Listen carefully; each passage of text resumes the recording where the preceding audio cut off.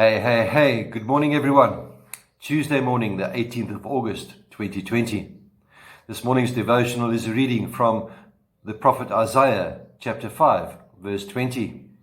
And the New Living Translation reads as such: What sorrow for those who say that evil is good and good is evil, that dark is light and light is dark, that bitter is sweet and sweet is bitter.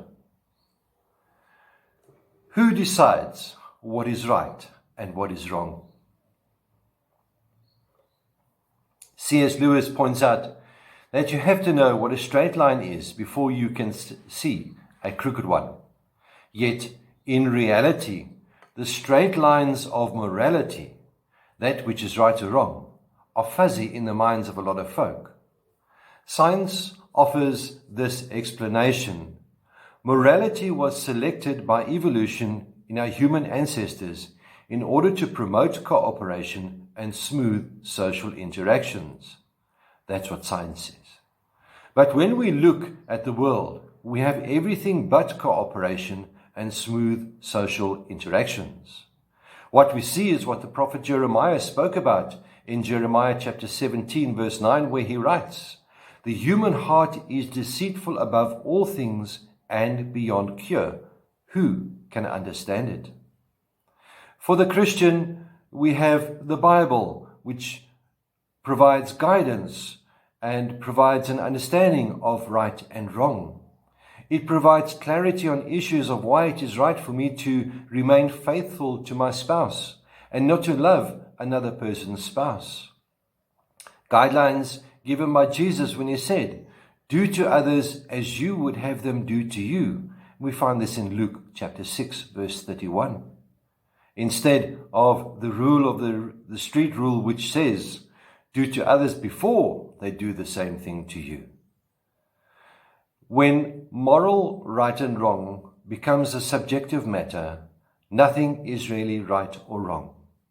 When you abandon what God says about right and wrong, chaos results. And we start playing the blame game for things that are not right in society. God, in his wisdom, knew that we are going to constantly struggle with right and wrong, so he made it very clear.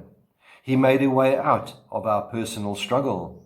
He provided his Son, who paid the price for our wrongs once and for all, and gave us a never-changing source of wisdom that teaches us right. We can find this in John chapter 3, verses 16 to 20. The Bible gives us guidelines for living that bring joy. Because God and his care for us goes beyond just morality. When we live in a right relationship with God, we experience freedom and peace, and we have an unmovable foundation of hope to which our lives in this crazy world can be anchored. The question is, will your anchor hold in the storms of life?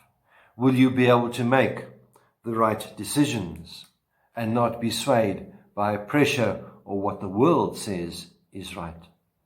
My dear friends, with those few thoughts, may the Lord be with you, may he bless you, may he cause his face to shine upon you and be with you always. Goodbye.